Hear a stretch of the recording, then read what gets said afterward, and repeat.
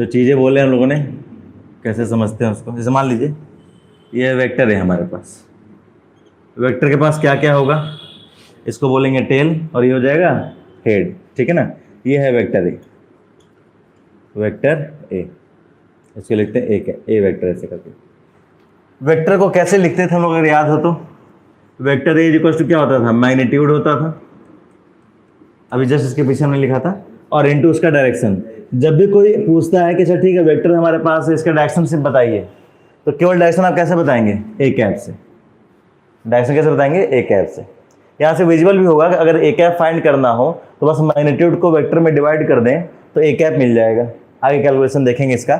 लेकिन ये दो चीज़ें हमारे पास है, एक तो इस वेक्टर का डायरेक्शन जो ए कैप है, दूसरा इस वेक्टर का मैग्नीट्यूड। मैग्नीट्यूड होता क्या उसको समझिए। इस वेक्टर का जो लेंथ है ना, ये जो लेंथ हमारे पास है, लेंथ, ये क्या है basically, magnitude of vector A, magnitude of vector A.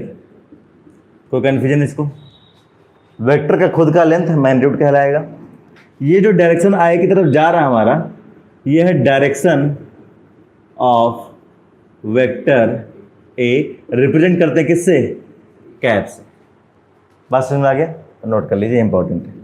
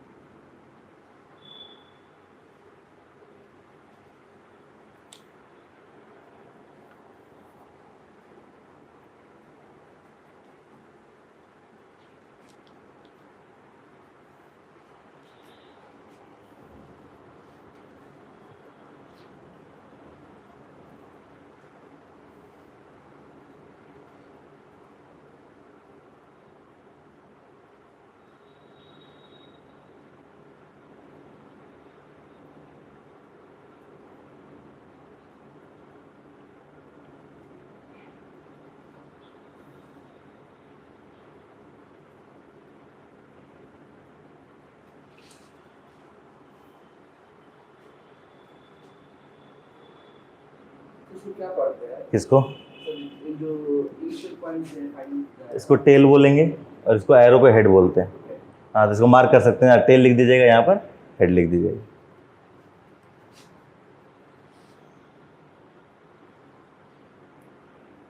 ठीक है। अब सुनिए, जब वेक्टर हम लोग स्टार्ट कर रहे हैं तो हमने क्या पढ़ा था कि जब दो वेक्टर को ऐड करेंगे, दो या दो से ज़्यादा वेक्टर को ऐड करेंगे, तो सबसे ज़्यादा इंपॉर्टेंट क्या उन वेक्टर्स के बीच में जानना, थीटा, एंगल। क्योंकि एंगल बदलेगा ना तो एडिशन चेंज हो जाएगा, रिजल्ट बदल जाएगा। ठीक, तो सबसे ज़्यादा इंपॉर्टेंट है एंगल। तो सबसे पहले आइडेंटिफाई करना हमें जब पता होना चाहिए एंगल बिटवीन टू वेक्टर्स। अगर दो वेक्टर दिए हैं तो उनमें एंगल कैसे आइडेंटिफाई करें, ये हमें पता होना चाहिए। इसको ज़रा ध्यान से समझिएगा। और एडिशन भी हम लोग करेंगे ना, तो दो दो वेक्टर को एक एक साथ लेकर करेंगे, फिर थर्ड फिर फोर्थ ऐसे ऐड करेंगे। लेकिन अगर हमको ध्यान दें तो सबसे ज़्यादा इंपॉर्टेंट है जानना कि दो वेक्टर के बीच में एंगल कैसे आइडेंटिफाई करेंगे। बात समझ में आ गया। जैसे मान लीजिए एक एग्जाम्पल के फॉर्म में हम ले रहे हैं कुछ ऐसा, एक केस ये रहा, मान लेते हैं वेक्टर ए हमारे पास है, वेक्टर बी हमारे पास है। एक केस हम ले लेते हैं, मान लीजिए वेक्टर ए और वेक्टर बी।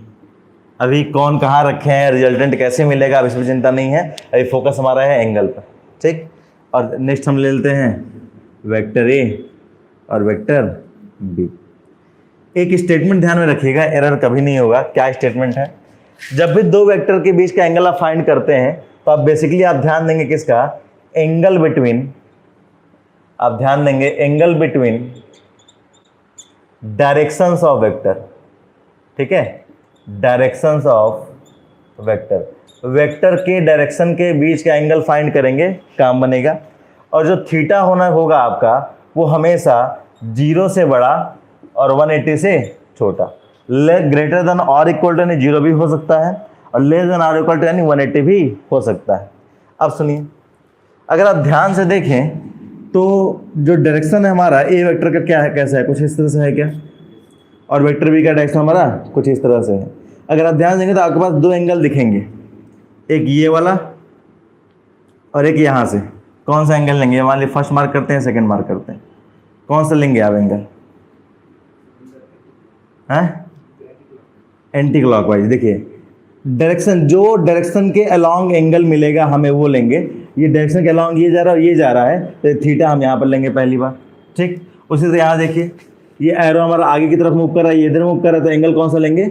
ये वाला लेंगे, थीटा हमारा ये होगा। बात समझ आ गया? उसी तरह ये हमारा आगे जा रहा है, ये आगे की तरफ है, एंगल कौन सा लेंगे? ये वाले लेंगे, थीटा हमारा ये होगा। मन में ये भी आ सकता है सर ये वाला भी ले लें क्या? तो नहीं लेंगे, वो हमारा 180 से ज़्यादा हो जाएगा। बात समझ में आ गया? तो एंगल हम कौन सा लेंगे? जो उसी के डायरेक्शन में, वेक्टर के डायरेक्शन से जो एंगल बना रहा होगा वो थीटा हम लेंगे। जब थीटा एक बार आप आइडेंटिफाई करना सीख जाएंगे तो फिर रिजल्टेंट फाइंड करने में कोई दिक्कत नहीं होगा। अब ये बेसिक है, अब जरा 2-3 स्ट्रक्चर और देखते हैं, फिर इसको ड्रॉ कर लीजिए। जैसे मान लीजिए अगर हमारे पास एंगल कुछ ऐसा वेक्टर दिया, पहले समझ लीजिएगा, एक बार समझ लेंगे तो काम हो जाएगा। कुछ ऐसे और कुछ ऐसे, क्लियर है? कुछ मान लीजिए ऐसा दिया हमको, मान लीजिए हमारे पास कुछ ऐसा दिया, ठीक है। एक और ले लेते हैं, हेक्सागन टाइप का ले लेते हैं, कुछ ऐसा दिया, ये एरो बना है,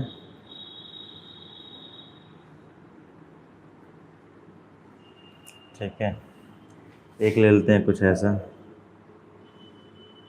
चल अब थीटा देखेगा। एंगल किसके बीच में चाहिए? Angle between directions of vector. अगर फर्स्ट देखें तो इसका डायरेक्शन कुछ ऐसा है और इसका डायरेक्शन कुछ ऐसा है। सबसे पहले आप डायरेक्शन बना लीजिए, ठीक है। इसका डायरेक्शन नहीं है, डायरेक्शन इसका ऐसा, ठीक है। थीटा क्या हो जाएगा यहाँ पर? पहला थीटा 1 ले लेते हैं, दूसरा थीटा 2 ले लेते हैं और थर्ड थीटा 3 ले लेते हैं। ये बात समझ में आ गया? मार्किंग कैसे करेंगे, ठीक है ना। जैसे इसका जो एरो है आगे एक्सटेंड किया हमने, ये तो इधर जा ही रहा है, तो थीटा 1, उसी तरह ये जा ही रहा था आगे, इसका एरो नीचे की तरफ था, तो थीटा 2, इसका एरो नीचे की तरफ था, ये इधर जा रहा था, थीटा 3। यहाँ पर अगर देखें तो एरो आगे की तरफ गया, ये भी आगे की तरफ गया, तो ये हमारा थीटा हो जाएगा। अगर देखें तो जो ये थीटा होगा, ये दोनों थीटा सेम ही होंगे, ठीक है। ये आगे की तरफ लेकर गए और ये इधर जा ही रहा है हमारे पास, तो थीटा हो जाएगा हमारे पास ये। उसी तरह यहाँ पे सबका पहले डायरेक्शन बना लीजिए। ये डायरेक्शन इसका हो गया, ये डायरेक्शन ये हो गया, डायरेक्शन डायरेक्शन डायरेक्शन और डायरेक्शन। इसको ले लेंगे थीटा 1, ले लेंगे थीटा 2। थीटा जानना बहुत ज़रूरी है, बस थीटा समझ जाएंगे काम बन जाएगा। थीटा 4, थीटा 5 और थीटा 6। इंटीरियर या एक्सटीरियर एंगल की बात नहीं कर रहे हैं, हमें वो एंगल चाहिए जो दो वेक्टर के डायरेक्शन के बीच का एंगल है, बस इतना ही। तो इंटीरियर एक्सटीरियर में कंफ्यूज नहीं होंगे। कोई दिक्कत यहाँ तक? 1 2 3 4 5 6 यहाँ पर थीटा है ही, इसको ड्रॉ कर लीजिए और एग्जाम्पल में।